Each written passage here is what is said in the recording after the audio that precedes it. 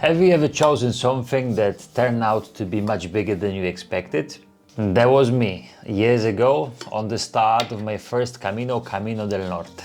830 kilometers of cliffs, wind, and a lot of uphill learning. I finished changed, I finished proud, and I also finished with an injury I didn't see coming. The truth is that the route you choose shapes your experience. It can neither meet you where you are or ask more than you can give. So if you're standing in the starting point wondering which one to choose, take a breath. Today we'll walk you through the most common and also the hidden Camino routes, and I will help you to find the perfect Camino for you. The one that doesn't only lead you to Santiago, but to something deeper. I'm Ricky from Caminotellers, and this is All Caminos Explained.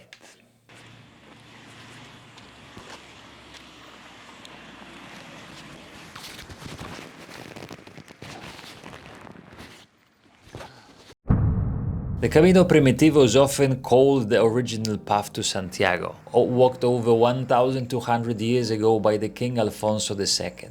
It starts in Oviedo and weaves 320 kilometers through the misty mountains of Asturias and Galicia. It's not the longest route, but it's along the most challenging, with rocky climbs like Puerto de Palo reaching 1,200 meters. What makes it special is the silence.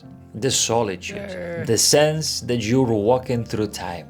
Towns are fewer, but the land speaks louder. Best walked between late spring and early autumn, it's a path for those ready to be tested. Not just by the trail, but what raises up inside.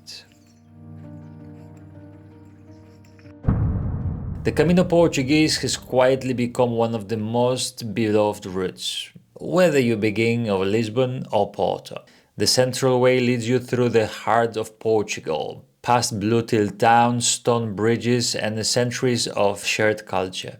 The Costa route and the Little route offers ocean breezes and quieter paths, ideal for reflection.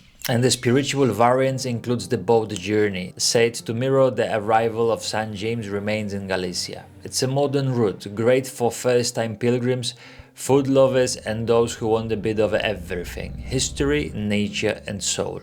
Walk it between spring and autumn and let the Portuguese saudade carry you gently north. If your soul craves the sea, the Camino del Norte may be calling. Beginning in Irún and stretching 825 kilometers along the northern coast, the path is steep, green, and dramatic.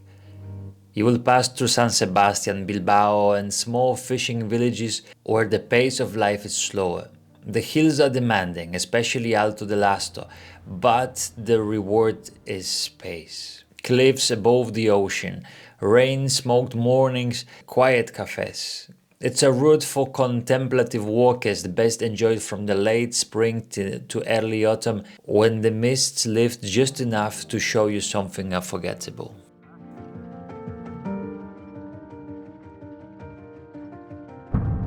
There is something about wide, open land that invites a different kind of pilgrimage. The Via de Plata, nearly 1,000 kilometers from Seville to Santiago, crosses Spain's quiet center. Once a Roman trade route, now a spiritual test of endurance, it passes through spaces like Mérida or Salamanca. The sun is strong, the service are sparse, the distance are long, but so it is the space for your thoughts to stretch.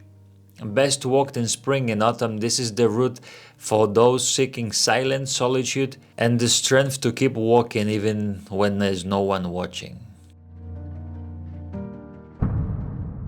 If there is a Camino you're seen in books or films, it's likely this one. The Camino Frances begins in Saint-Jean-Pied-de-Port at the edge of the French Pyrenees and stretches nearly 800 kilometers across the heart of Spain. You will climb to the legendary Cruz de Ferro, where pilgrims leave the stone, a symbol of something they are ready to release. This route flows through vineyards, ancient cities like Burgos and León, sleepy villages, and the long stretches of golden plains. It's well marked, well supported, and deeply social. You rarely walk alone, and sometimes the people you meet will change your life. It's the beautiful choice for first-timers or anyone wanting to walk with the energy of thousands of past pilgrims underfoot. Buenos días, en camino. And if this video helped you to take even one step closer towards your Camino, do us a favor.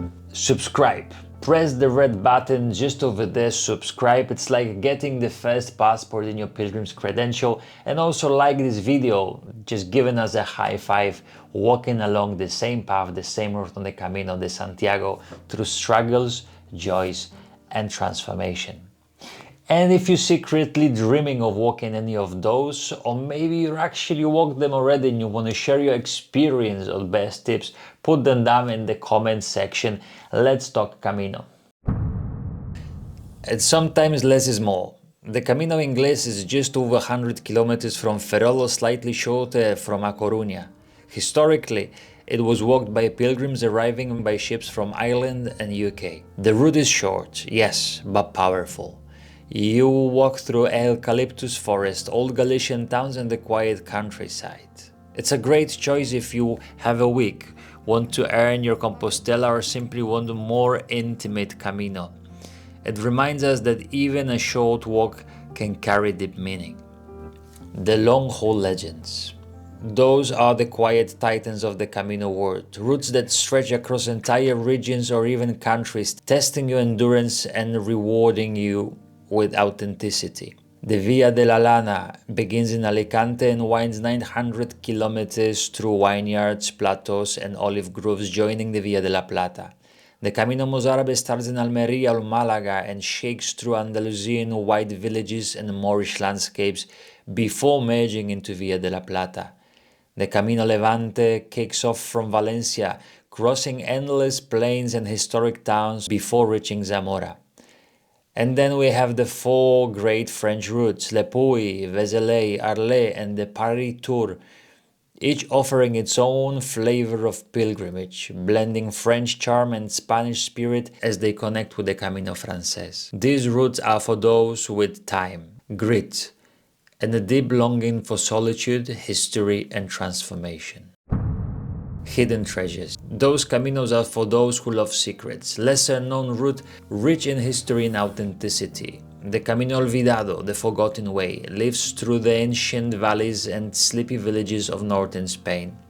The Camino Vasco heads inland from Irún to Burgos, filled the mountains, passes and Basque soul. Camino Madrid begins in Spanish capital and heads north through the Sierra Guadarrama to join the Frances. And the Ebro and Catalan routes following the rivers and Roman roads through rarely visited regions. These are paths of silence and discovery for pilgrims who want to walk off the radar.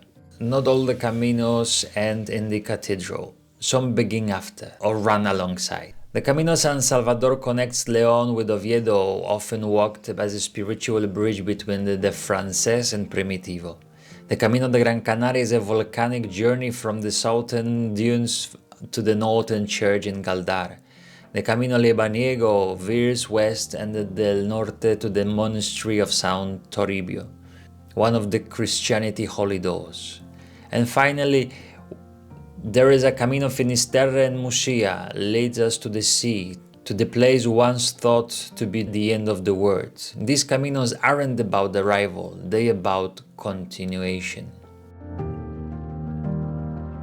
The Camino de Santiago may be the most famous, but it's part of the global web of pilgrimages. The Via Francigena crosses Europe from Canterbury to Rome, covering more than 2,000 kilometers. In Japan, the 88 temple route circulates the island of Shikoku, inviting spiritual seekers on the loop through Buddhist wisdom. The Kumano Kodo twists through ancient shrines and forests of the Kil Peninsula and shares an official pilgrimage exchange program with Camino de Santiago. Different cultures, different faiths, but the same sacred rhythm.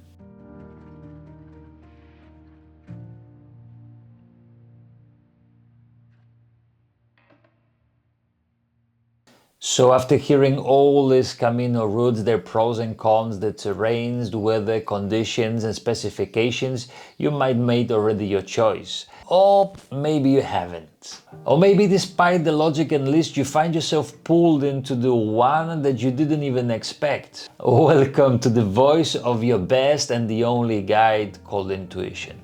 Intuition isn't loud, it's not backed by data or the spreadsheets. It often shows us a soft talk, a feeling, a curiosity, a gentle nudge that defies reasoning. And most of the time it points to the thing that we didn't even plan for.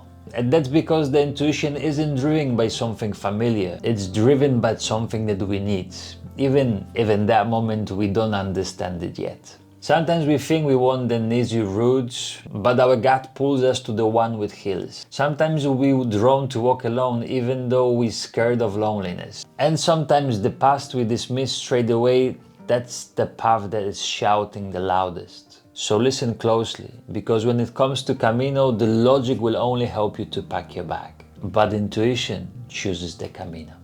So choosing the right Camino isn't about the scenery or food, it's mostly about aligning with the place where are you at this moment of life. Whatever you're choosing for solitude, adventure, connection, healing, there is a path that will walk beside you. Some route will challenge the body, other route will break open your heart, and the other will do both in the way that you didn't even expect it.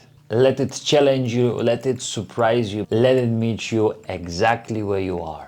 Because the route you choose can shape your Camino, and your Camino can shape your life. So take a moment, feel what's really calling you, and start.